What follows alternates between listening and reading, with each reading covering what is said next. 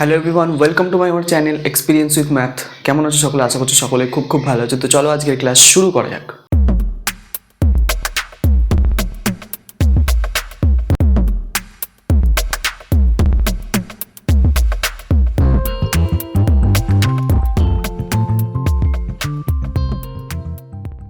তো ফ্রেন্ড, আজকে আমরা কি করবো? আজকে আমরা করবো ক্লাস 9 কোর্সে দেখি 1.2 নিয়ে আলোচনা। তো 1.2 এর আগের ক্লাসে 1-এর দাগ, 2-এর দাগ এবং 3-এর দাগের অঙ্কগুলোকে কমপ্লিট আমরা করেছিলাম। তো আজকে আমরা স্টার্ট করব তোমার 4-এর দাগ, 5-এর দাগ আর 6-এর দাগ, এই 3টে দাগের অঙ্ক। কিন্তু তোমাদেরকে একটা জায়গায় একটু বলে দিই যে আগের দিন যে 1-এর দাগে 2-এর অঙ্কটা আমি বলেছিলাম, তোমাদেরকে মেনশন করে দিয়েছিলাম যে দুটি অমূলদ সংখ্যার সমষ্টি সর্বদা অমূলদ সংখ্যা হবে। এটা আমি তোমাদেরকে কি সত্য বলেছিলাম, তাই তো? তো দুটি অমূলদ সংখ্যার সমষ্টি সর্বদা অমূলদ সংখ্যা হবে না, ঠিক আছে? কখনো কখনো মূলদ সংখ্যাও হয়, ঠিক আছে? তো কী করে হয় আমি তোমাদেরকে ব্যাখ্যাটা একটু দিয়ে দিচ্ছি। আগের দিন এই জায়গাটা একটু ভুল হয়ে গেছিলো আমার তরফ থেকে, তো সরি। তো এই জায়গাটা একটু ঠিক করে নেবে তোমরা যে কি আছে। দেখো, ধরো আমি দুটো নির্ণয় করি, কত হবে? √2 + √2 করতে হবে, তাহলে এটা পাবো 2√2। আমি বলছি এইখানে তো 2 এসছে, √2 এসছে, তার মানে এটা একটা অমূলদ সংখ্যাই হবে। কিন্তু ধরো তোমাকে যদি এইরকম দেওয়া থাকে, ধরো একটা দেওয়া আছে √2 আর একটা দেওয়া আছে অমূলদ সংখ্যা -√2, ঠিক আছে? এবার এই দুটোকে যোগ করি, যদি আমরা কত পাবো? √2 প্লাস -√2 পাবো। এটা তার মানে কত হবে? √2 -√2 হয়ে যাচ্ছে, তাহলে √2 কী হয়ে যাচ্ছে? 0 হয়ে যাচ্ছে। এটা তাহলে 0 তো আমরা জানি একটি কী সংখ্যা? মূলদ সংখ্যা একটা। অর্থাৎ হচ্ছে কি, সর্বদা কিন্তু দুটো অমূলদ সংখ্যার সমষ্টি অমূলদ সংখ্যা হবে না, কখনো কখনো মূলদ সংখ্যা হয়। তো তার একটা উদাহরণ কিন্তু আমরা এখানে দেখতে পেলাম, ঠিক আছে? তো এই জায়গাটা একটু ঠিক করে নিও, ঠিক আছে? আমার তরফ থেকে সরি, ওই জায়গাটা একটু ভুল হয়ে গেছিল, ঠিক আছে? তো এটা একটু তোমরা ঠিক করে নিও। তারপরে এবার আমরা অঙ্কতে ফিরছি, ঠিক আছে? ক্লিয়ার? কিন্তু বোঝা গেছে?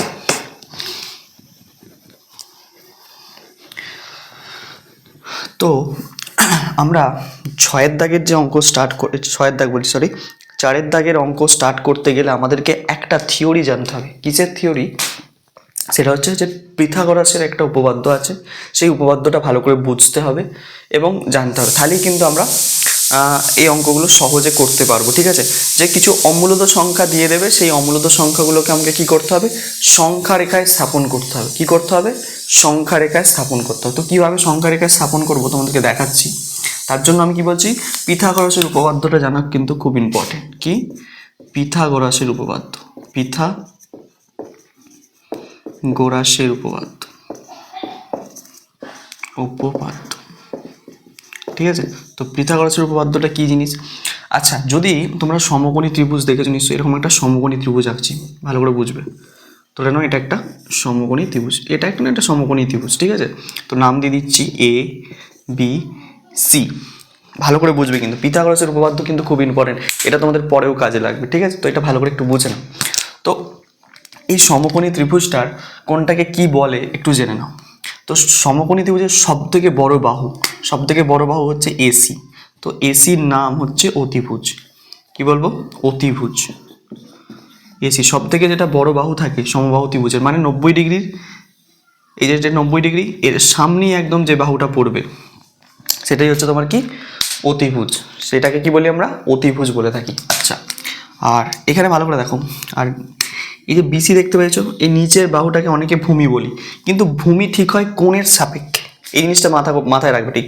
অনেকে কি আমরা এটাই ভাবি যে নিচে আছে মানে নিচের যেটা থাকে সেটাকে আমরা ভূমি বলে দিই। অনেকেই এটা আমরা বুঝে থাকি বা অনেকেই বোঝায় যে নিচে যেটা আছে সেটাকে ভূমি ধরে নেবে তোমরা।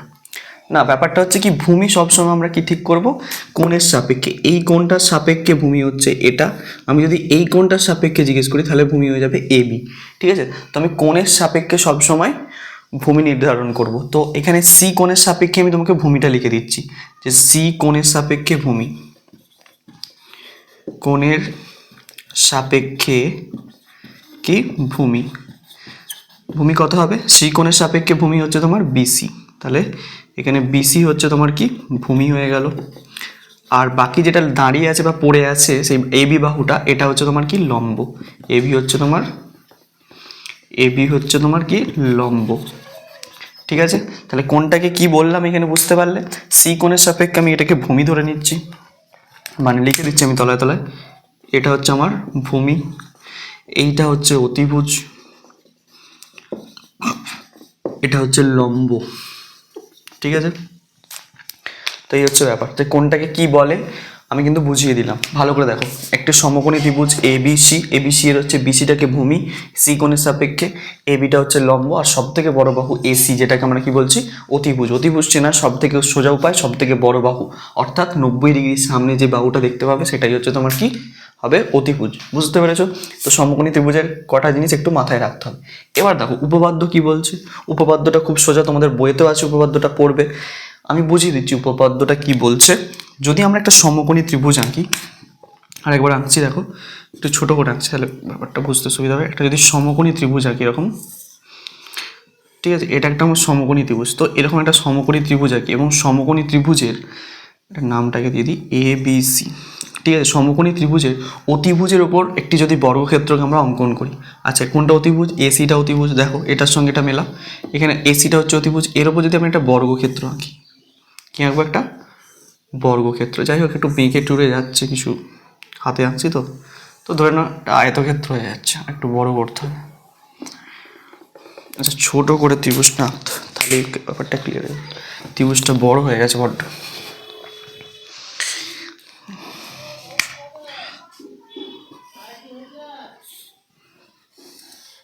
এইটা হচ্ছে তোমার সমকোণী ত্রিভুজ, নাম দিচ্ছি এ বি সি। তো এর উপর হচ্ছে আমরা একটা বর্গক্ষেত্র অঙ্কন করব, ঠিক আছে। দেখো এটা বর্গক্ষেত্র, যাই হোক আয়তক্ষেত্র ভাবুনি, এটা একটা বর্গক্ষেত্র, ঠিক আছে। তো এসি বাহুর উপর একটা বর্গক্ষেত্র অঙ্কন করলাম, সেম একইভাবে বিসি বাহুর উপর একটা বর্গক্ষেত্র আমরা অঙ্কন করে নেব। এটা একটা বর্গক্ষেত্র হয়ে গেল। আচ্ছা এবার এবি বাহুর উপর একটা বর্গক্ষেত্র অঙ্কন করব। কি অঙ্কন করব? বর্গক্ষেত্র, যাই হোক আয়তক্ষেত্র মনে হচ্ছে এটা, ঠিক আছে। তো বর্গক্ষেত্র অঙ্কন করে ফেললাম। এবার কি বলছি, উপপাদ্য কি বলছে, যদি আমরা এসি বাহুর উপর অঙ্কিত বর্গক্ষেত্রের ক্ষেত্রফল বার করি, তাহলে এই ক্ষেত্রফলটা কার কার সঙ্গে সমান হবে? এর ক্ষেত্রফল আর এর ক্ষেত্রফল, মানে এই বর্গক্ষেত্রটার ক্ষেত্রফল, এই বর্গক্ষেত্রটার ক্ষেত্রফল আর এই বর্গক্ষেত্রটার ক্ষেত্রফলের সমষ্টির সঙ্গে সমান হবে। মানে মানে ব্যাপারটা এরকম। আচ্ছা এসি, এই বাহুটা যদি এসি হয় তাহলে এটাও এসি হবে, এটাও এসি হবে, চারটে বাহু সমান নয় বর্গক্ষেত্র, তাহলে বর্গক্ষেত্রের ক্ষেত্রফলের ফর্মুলা কি? বাহু স্কোয়ার। তাহলে আমরা কি লিখতে পারি? AC square. এসি স্কোয়ার সমান কি লিখতে পারবো? এসি স্কোয়ার সমান কি লিখতে পারবো উপপাদ্য অনুযায়ী? এটা হচ্ছে ভূমি, এটা হচ্ছে ভূমি বিসি, তাহলে এর এর ক্ষেত্রফল যদি বার করি, মানে এটাও বিসি, এটাও বিসি, এটাও বিসি, এটাও বিসি, তাহলে বিসি স্কোয়ার লিখতে পারবো এখানে, বিসি স্কোয়ার প্লাস কি বলছে, এই যে এবি দেখতে পাচ্ছ তার স্কোয়ার করে দেবো। মানে কি এবি স্কোয়ার করলে তবে এটার ক্ষেত্রফল পেয়ে যাবো, এটার ক্ষেত্রফল পেয়ে যাবো, বিসি স্কোয়ার করলে এটার ক্ষেত্রফল পাবো, এসি স্কোয়ার করলে এটার ক্ষেত্রফল পাবো।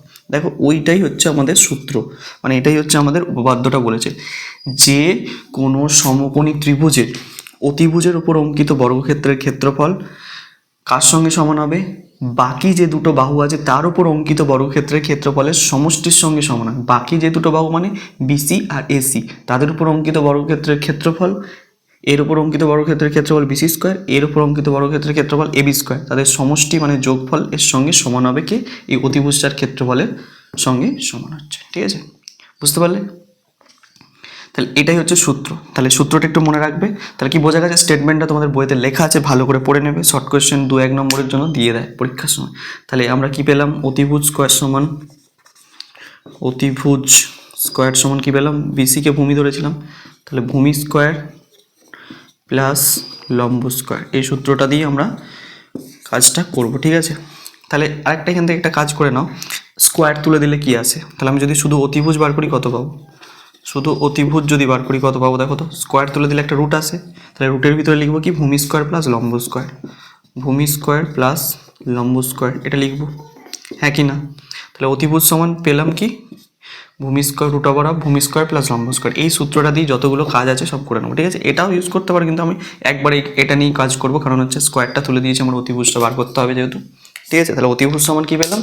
রুট ওভার অফ ভূমি স্কোয়ার প্লাস লম্ব স্কোয়ার। অতিভুজ স্কোয়ার সমান কী পেলাম? এই অতিভুজ স্কোয়ার বলছি, অতিভুজ সমান কী পেলাম? রুট ওভার অফ ভূমি স্কোয়ার প্লাস লম্ব স্কোয়ার। মুখস্থ করে বলবো সূত্র একদম, ঠিক আছে। তাহলে এই হচ্ছে আমাদের পিথাগোরাসের পুরোপুরি উপপাদ্য। দেখে নাও ভালো করে, আশা করছি বুঝতে পারছো।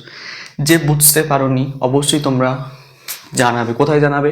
টেলিগ্রাম চ্যানেলে গিয়ে, ঠিক আছে। কোথায় জানাবে? টেলিগ্রাম চ্যানেলে গিয়ে জানাবে, ঠিক আছে? কমেন্ট সেকশানে জানিয়ে কিছু হবে না, কারণ সেখানে উত্তর দেওয়া বা সেখানে ব্যাপারটাকে বোঝানো সলভ করা একটু অসম্ভব হয়ে যাবে। তো সেই জন্যই বলছি কি টেলিগ্রাম চ্যানেলে যাবে, সেখানে গিয়ে তোমাদের যা প্রবলেম আছে সেগুলো সেখানে পোস্ট করবে, ঠিক আছে? এটা মুছলাম।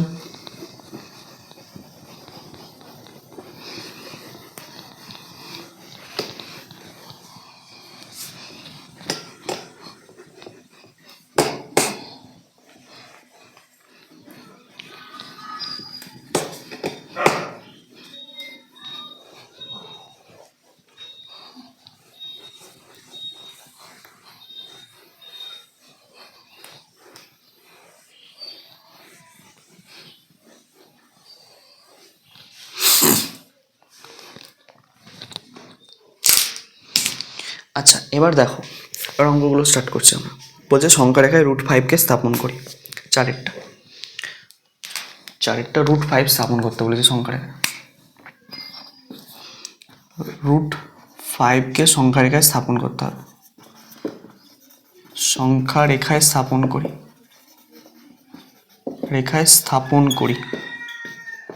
স্থাপন করি। তো কীভাবে স্থাপন করবো দেখো, তো √5, আচ্ছা আমার সূত্রটা কি একটু পাশে লিখে রাখছি আমি আমাদের, সূত্র ইম্পর্টেন্ট। তাহলে অতিভুজ স্কোয়ার সমান কী পেলাম? অতিভুজ স্কোয়ার বলছি, অতিভুজ সমান কী পেলাম? অতিভুজ সমান পেলাম √of ভূমি স্কোয়ার প্লাস লম্ব স্কোয়ার, এটা পেয়েছি। এটা আমার সূত্র, এটা দিয়ে আমি কাজটা করব। তো √5কে কীভাবে সংখ্যা রেখা স্থাপন করবো? স্যার এতদিন আমরা শিখেছি কি এমনি নর্মাল বলতে কি পূর্ণ সংখ্যাগুলো কীভাবে আমরা সংখ্যা রেখা স্থাপন করি, তারপর ভগ্নাংশযুক্ত সংখ্যাগুলোকেও আমরা কিন্তু সংখ্যা রেখা স্থাপন করা শিখেছি। এই √5 মানে একটা অমূলদ সংখ্যা, এটা একটা। তো এটাকে কিভাবে আমরা সংখ্যা রেখা স্থাপন করব? খুব সোজা, দেখো কীভাবে করে আমি তোমাদেরকে বুঝিয়ে দিচ্ছি। তো তার জন্য আমাকে কী করতে হবে? এই √5টাকে আমরা এই সূত্রের আকারে লিখতে হবে। আমাকে কার আকারে লিখতে হবে? এই সূত্রটা যেটা লিখে দিয়েছি, অতিভুজ সমান √of ভূমি স্কোয়ার প্লাস লম্ব স্কোয়ার। যদি এই আকারে আমি লিখতে পারি, কিন্তু ইজিলি এটাকে আমরা সলভ করতে পারি, ঠিক আছে? দেখো কীভাবে। তো √5কে আমরা কীভাবে লিখবো দেখো, √5কে আমরা এইভাবে লিখতে পারি কি, √of 2a square plus 1a square লিখতে পারবো তো? মানে দেখো 2 স্কোয়ার করলে কত হবে? 4, 1 স্কোয়ার করলে কত হবে? 1, তাহলে 4 + 1 মানে 5ই হচ্ছে। তাহলে দেখো এই সূত্রের আকারে এলো কি না? তাহলে √5টাকে আমি কি ধরবো? √5টাকে যদি আমি অতিভুজ বলি, তো √5টাকে, এই যে √5টাকে, এটাকে যদি আমরা কি বলি? অতিভুজ বলি। এই 2টা কি হবে? ভূমি হবে। 2টা কি হবে? ভূমি হবে। আর একটা কি হবে? একটা হবে তোমার লম্ব, ঠিক আছে? তাহলে এই সূত্রের আকারে আমি কিন্তু এটাকে লিখে ফেললাম। এবার কাজ কি? এবার হচ্ছে তোমাদের স্কেল ইউজ করবে, স্কেল আর পেন্সিল ইউজ করে একটা হচ্ছে কি মোটামুটি একটা লম্বা করে লাইন টেনে নেবে প্রথমে, ঠিক আছে? তো এবার কি করবে? এটা তো আমার 0 যেমন থাকে 0 থাকবে, সমান মাপের এরকম করে কাটবে যেন মাপটা সমান থাকে। 1, 2, 3, 4, ঠিক আছে? বেশি তো যার দরকার নেই। তাহলে এটা হচ্ছে 1, এই মাপগুলো গ্যাপগুলো যেন সমান থাকে, ঠিক আছে? তোমার স্কেল দিয়ে মেপে করবে কিন্তু। 2, 3, 4, এর কিন্তু নির্দিষ্ট কোনো মাপ নেই, তোমার যা খুশি নিতে পারো, কিন্তু সব মাপগুলো যেন একদম সেম আছে, ঠিক আছে? এখান থেকে 1, এখান থেকে 2 মানে সেম আছে, স্কেলের সাহায্য করবে। আচ্ছা, এটা করার পর কি করব? আচ্ছা, আমাকে কি করতে হবে দেখো, আমাকে √5কে দেখাতে হবে। তার জন্য আমার কাজটা কি? তাহলে কি আমরা 0 থেকে প্রথমে ভূমি হচ্ছে কি 2 আছে, তার মানে হচ্ছে কি ভূমি মানে নিচে, মানে 2 ঘর যাবো এখান থেকে, এইখানটা দেখে যাবে, ঠিক আছে? এইখানের দিকে দেখাবে, রুটের ভিতরে কত আছে? ভূমি মানে 2 ঘর যেতে হবে। এইখান থেকে 1 ঘর গেলাম, এখান থেকে 1 ঘর গেলাম, যাই হোক স্কেলে করে হলে সোজা হতো। 2 ঘর হয়ে গেল, 1, 2 গেলাম। তারপর কিছু লম্ব কি করতে হবে? 1 ঘর হচ্ছে এখানে 90 ডিগ্রি একটা আঁকতে হবে। এখানে হচ্ছে তোমরা স্কেলের সাহায্যে হয় 90 ডিগ্রি আঁকতে পারবে, স্কেল বলছি কম্পাসের সাহায্যে। এই জায়গাটায় 90 ডিগ্রি আঁকতে হবে, কারণ এইখানে হচ্ছে কি এই মাপটা, এই সেম মাপটা এখানে একটা কাটতে হবে, কিন্তু 90 ডিগ্রি হয় যেন, ঠিক আছে? কারণ হচ্ছে এটা লম্ব সবসময় কী হয়? 90 ডিগ্রি। লম্ব মানে কি? কোনো একটা লাইনের উপর লম্ব মানে এটা কি হয় বা এটা কি হয়? 90 ডিগ্রি হয়। তাহলে এখানে লম্ব একটা আঁকতে হবে, ঠিক আছে? তোমরা কি করবে? লম্ব আঁকা শিখেছো, এই বিন্দুতে হচ্ছে কি চাঁদা বসিয়ে এইভাবে, এই চাঁদা বলছি কম্পাস বসিয়ে এইভাবে টানবে, ঠিক আছে? এইভাবে টানবে, তারপরে হচ্ছে কি এইভাবে টানবে, এইভাবে টানবে, এইভাবে টানবে, এইভাবে টানবে, মানে যখন 90 ডিগ্রি যেভাবে আঁকে তোমরা এইভাবে 90 ডিগ্রি এখানে একটা লম্বা করে লাইন টেনে দেবে। 90 ডিগ্রি হয়ে গেল, তোমার লম্ব হয়ে গেল। এবার কি করবে তোমরা, এই মাপটা যে কোনো একটা মাপ 1 থেকে 2 বা 0 থেকে 1 এই মাপটা সমান করে এখানে বসে একটা কেটে নেবে। ঠিক আছে, এখানে বসে কেটে নেবে, হয়ে গেল এটা। এই কাজটা বুঝতে পারলে কি করলাম আমি, এই কাজটা বুঝতে পারলে নিশ্চয়ই কী করলাম, এখানে 90 ডিগ্রি আঁকলাম মানে লম্বটা আঁকলাম, তারপরে এই সেম মাপটা 1 সেন্টিমিটারের মানে 1 সেন্টিমিটার মানে 0 থেকে 1 পর্যন্ত যে সেম মাপটা এই মাপটা সমান করে এখানে বসে এখানে কেটে দেবে।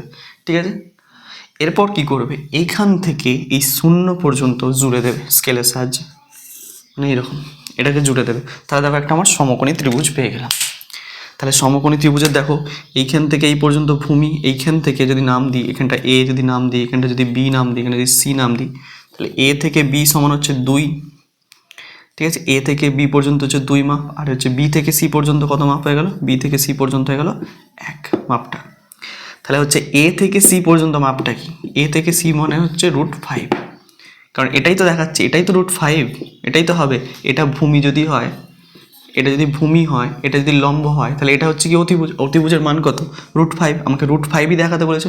তো এবার কাজটা কি তোমাদের, এবার কাজটা কি, তোমরা কম্পাসটা নেবে, কম্পাসটা নিয়ে ওতে বসাবে, ও থেকে সি পর্যন্ত মানে অতিভুজটার মাপটা নেবে কম্পাসের সাহায্যে, এখান থেকে বসিয়ে অতিভুজ নেওয়ার পর কী করবে, এইখানে বসিয়ে এইরকম কেটে দেবে, এখানটা বসাবে, এই দেখো এরকম বসিয়ে এরকম কেটে দেবে। আমার কথা হাতটা দেখো ভালো করে, এখানে বসাবে বসিয়ে এখানে কেটে দেবে। তাহলে এখানে যে মাপটা পাবে সেটাই হবে কি, এটা নাম দিয়ে দেবে পি। তাহলে এই জায়গাটায় হচ্ছে √5 নির্দেশ করছে। ঠিক আছে, তাহলে সংখ্যা রেখা এটা লিখে দেবে কি উত্তরে, যে সংখ্যা রেখায় রেখায় পি বিন্দুতে √5 এর মান নির্দেশ করছে, √5 এর মান নির্দেশ করছে, নির্দেশ করছে, √5 এর মান নির্দেশ করছে। আশা করছি দেখো বুঝতে পারছো কিনা। তো √5 এর মান এই জায়গাটায় নির্দেশ করছে। আমি কি করলাম আরেকবার কাজটা বলছি, দেখো দেখো ভূমি 2 আছে, এখান থেকে 1, এখান থেকে 1 ভূমি গেছি, তারপর হচ্ছে কি লম্বটা নিচে 90 ডিগ্রি গেছি, আর 1 মাপটা নিয়ে এখানে কেটেছি, কারণ হচ্ছে একই আছে, এর মাপটা কিন্তু এক ঘর মানে এখান থেকে যে মাপটা 1 সেটা যেন 1 সেন্টিমিটার কেটে দেবেন। ঠিক আছে, 1 মানে এই সেম মাপটা এখানে কাটলাম। যদি ভূমি 2 থাকতো তাহলে এখানে 2 আর 1 ঘর যেত, মানে এই 1 আবার এখানেও 1 মানে এতখানি যেত। ঠিক আছে, যেহেতু 1 আছে সেই জন্য 1 পর্যন্ত কেটেছি। ওকে, তারপর কি করেছি, এখান থেকে এ থেকে সি জুড়ে দিয়েছি, মানে এইখান থেকে এই পর্যন্ত জুড়ে দিয়েছি, কারণ এটা অতিভুজ, আর অতিভুজের মান কত আমরা জানি √5। তাহলে √5 এবার আমাকে সংখ্যা রেখায় দেখাতে হবে এই মানটা, আমি তো এইখানে পেয়েছি। তাহলে এসির মাপ নিয়ে কম্পাসের সাহায্যে এরকম করে টেনে দেবো, এখানে বসিয়ে এরকম করে টেনে দেবো, টেনে দিলে এখানে যে মান মানে যেখানে যে পয়েন্টটা পাবো পি বিন্দু, এই পি বিন্দু দিয়ে হচ্ছে √5 এর মানটা নির্দেশ করবে। ঠিক আছে, তাহলে এই হয়ে গেল সংখ্যা রেখায় √5 স্থাপন। খুব সোজা, ইজি, কিচ্ছু নেই অঙ্কটার মধ্যে, আশা করছি বুঝতে পারছো। দেখে নাও ভালো করে। আরেকটা দেখাচ্ছি তোমাদেরকে, দেখো এবার তোমাদেরকে দেখো আমি √3 কীভাবে স্থাপন করবো। √3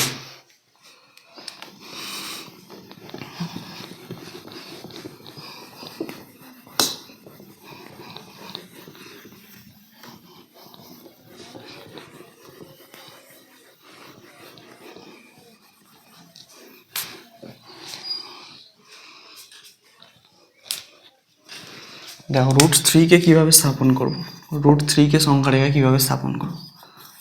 তো প্রথমে দেখো আমি এইভাবে লিখছি, √3কে কীভাবে লিখতে পারি, দেখো আমাকে এই সূত্রের আকারে লিখতে হবে। √3 স্থাপন করতে গেলে আমাকে কী করতে হবে, 2 স্কোয়ার যদি করি 4 হয়ে যাবে, 4 + 1 5 হয়ে যাচ্ছে। তাহলে √3কে কীভাবে স্থাপন করা যেতে পারে।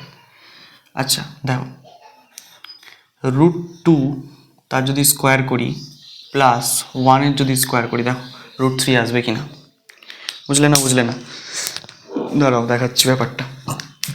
√2 স্কোয়ার, √2 স্কোয়ার কত আসে বলো তো, মানে √2 × √2 মানে √2 গুণ করলে 2 হয়ে যায়, তাহলে এটা 2 হয়ে যাবে, +1 স্কোয়ার মানে 1, তাহলে 2 + 1 মানে 3 মিলে যাচ্ছে আমার। তাহলে এখানে দেখো, এখানে এইটা মানে √3টা হচ্ছে তোমার কি অতিভুজ, এখানে তোমার হচ্ছে √3 কি হচ্ছে, এটা হচ্ছে তোমার অতিভুজ, অতিভুজ। ঠিক আছে, এটা কি, এটা হচ্ছে ভূমি, √2টা হচ্ছে ভূমি। ঠিক আছে, আর এই 1টা হচ্ছে কি লম্ব। তো এবার তোমার একটু প্রবলেম হবে, স্যার তখন যে মানটা ছিল রুট টুকে কীভাবে দেখাবো সংখ্যা রেখায়, রুট টুর মান তো নেই সংখ্যা রেখাতে, তাহলে কী করে হবে? তাহলে রুট টুকে আগে আমাকে বার করে নিতে হবে, আমাকে রুট টুকে আগে বার করে নিতে হবে, তারপর হচ্ছে আমরা রুট থ্রি বার করতে হবে। তার জন্য তোমাকে আগে রুট টু দেখাতে হবে, তারপর রুট থ্রি দেখাতে পারবে। সরাসরি কিন্তু রুট থ্রি দেখানো যাবে না এইভাবে। তাহলে আমি প্রথমে কী করব, আচ্ছা এটা যেমন আছে থাক, আমি রুট টুটাকে এবার বার করে দেখাচ্ছি তোমাদেরকে। রুট টুকে কীভাবে করবো দেখো, রুট টুকে আমি আগে বার করে নিই। রুট টুকে কীভাবে লিখতে পারবো, এক স্কোয়ার মানে এক, আবার এক স্কোয়ার মানে এক, এক স্কোয়ার মানে এক প্লাস এক মানে দুই হয়ে যাচ্ছে। তাহলে কোনটা কী হচ্ছে আমি লিখে দিচ্ছি একটু। তাহলে এখানে রুট টু এর মধ্যে এটা হচ্ছে তোমার কি অতিভুজ, এটা হচ্ছে অতিভুজ, এটা হচ্ছে কি ভূমি, এটা হচ্ছে কি তোমার লম্ব। ক্লিয়ার? তাহলে এটা অতিভুজ, এটা ভূমি, এটা লম্ব। প্রথম হচ্ছে এটাকে আমি সংখ্যা রেখায় দেখাবো রুট টুকে, তারপর আমরা রুট থ্রিতে যাবো। তো কীভাবে করবো, খুব সোজা ব্যাপার, এইখানটা করছি দেখো এই জায়গাটার মধ্যে। তো কীভাবে করবে, তো প্রথম হচ্ছে একটা সংখ্যা রেখা সেম কাটবো যেমন কাটছিলাম, ঠিক আছে? সংখ্যা রেখা কাটছি প্রথমে সেম, এটা 0, এটা 1, এটা হচ্ছে তোমার 2, এটা হচ্ছে তোমার 3, আর যার দরকার নেই আমার, ঠিক আছে? তাহলে প্রথমে আমাকে কী করতে হবে, ভূমি কত আছে, এক ঘর যেতে হবে আমাকে ভূমি। তাহলে 0 থেকে 1 পর্যন্ত যাচ্ছি আমি, দেখো 0 থেকে 1 পর্যন্ত গেলাম। তারপর লম্ব কত আছে, এক ঘর কাটতে হবে, তার জন্য এখানে একটা লম্ব আঁকতে হবে আমাকে। তো এখানে তোমরা একটা লম্ব আঁকবে মানে 90 ডিগ্রি আঁকবে, যেমন করে আঁকা শেখালাম আর কি, ঠিক আছে? এইভাবে যা খুশি করে যেমন করে তোমরা লম্বটা আঁকো, বা এইভাবেও আঁকতে পারো। একদম আমি দেখিয়ে দিচ্ছি একবার, না অনেকে নাহলে কনফিউজ হবে। এখান থেকে ধরে এরকম টানলাম, তারপর এখানে বসিয়ে টানলাম, এখানে বসিয়ে টানলাম, এখান থেকে এখানে, এখান থেকে এখানে, এখান থেকে এখানে, এখান থেকে এখানে, দিয়ে এখানে কিন্তু তোমার লম্বটা হয়ে যাবে, ঠিক আছে? এখন লম্ব টেনে নেবে, লম্ব টানার পর কী করবে, লম্ব ক ঘর যেতে হবে, এক ঘর, মানে এই একের সমান করে মাপ নিয়ে এখানে বসিয়ে এখানে কাটবে, এখানে বসিয়ে এখানে, দেখতে পাচ্ছ নিশ্চয়ই কী করলাম, এই মাপটা সমান করে এখানে বসিয়ে এখানে কাটলাম, তাহলে এখানে এক ঘর হয়ে গেল, এই উপরের অংশটা লাগবে না। এবার কী করবো, এইখান থেকে এখান পর্যন্ত জুড়ে দেবো, এইখান থেকে এখান পর্যন্ত আমি কী করে দিলাম, জুড়ে দিলাম, এখান থেকে এই পর্যন্ত জুড়ে দিলাম। এটা যেটা পেলাম সেটা হবে কি আমার রুট টু, এটা হয়ে গেল রুট টু। বোঝা গেল? আমাকে রুট টুকে কিন্তু সংখ্যা রেখায় দেখাতে বলেনি, আমাকে দেখাতে বলেছে কি রুট থ্রিকে। তো রুট থ্রিকে কীভাবে দেখাও, তো রুট টু কিন্তু আমি পেয়ে গেছি, রুট টু পেয়ে গেছি, রুট টু পেয়ে গেছি।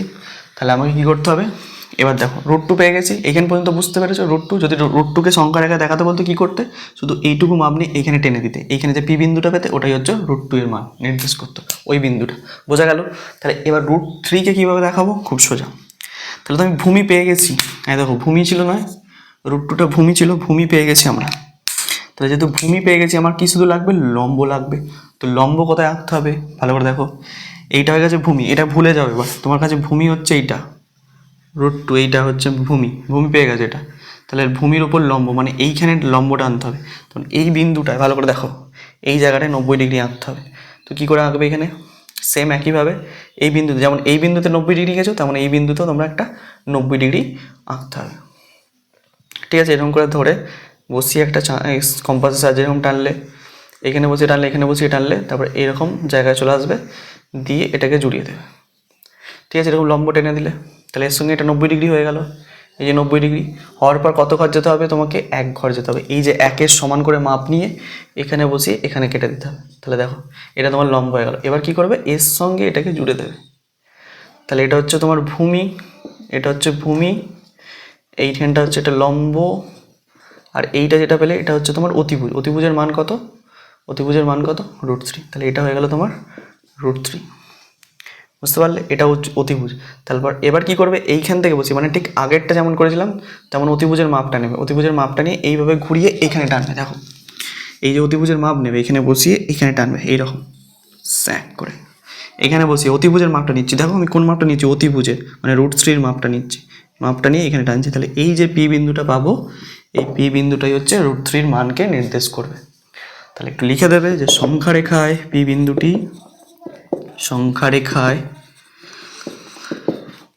পি বিন্দুটি রুট থ্রির মান নির্দেশ করছে,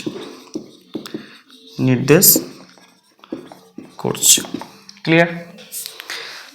আশা করছি বুঝতে পারছো। কিছু নেই কিন্তু, অঙ্কগুলো একদম ইজি, ঠিক আছে? কিচ্ছু নেই। তো যদি না বুঝতে পারো তোমরা জানাও আমাকে, আমি কিন্তু নেক্সট আবার দরকার হলে আবার একটা ভিডিওর মাধ্যমে তোমাদেরকে এগুলোকে বোঝানোর চেষ্টা করবো। তো আমাদের বাকি রয়ে গেল তাহলে 6 দাগের অঙ্কগুলো। 6 দাগের অঙ্কগুলো তোমাদের জন্য আমি হোমওয়ার্ক ছেড়ে দিলাম। নেগেটিভ সংখ্যা নেগেটিভ দিকে হবে। এটা হচ্ছে পজিটিভ সংখ্যার কাজ করেছি, তেমন পজিটিভ দিকে নিয়েছি। যখন নেগেটিভ সংখ্যায় দেবে তখন এই দিকটায় কাজ করবে, এই দিকটায় যা করছো তেমন সেম এই দিকটায় করবে। যদি না পারো জানাও, আগে তোমরা জানাতো, তোমরা যদি বলো তবে করবো, না হলে করবো না, ঠিক আছে? তো আজকের ক্লাসটা আশা করছি বুঝতে পেরেছো, ভালোভাবে প্র্যাকটিস করো, দেখো, তারপরে হচ্ছে নেক্সট ক্লাসে দেখা যাক কী করা যায়, ঠিক আছে? তত অবধি মন দিয়ে পড়তে থাকো। All the very best.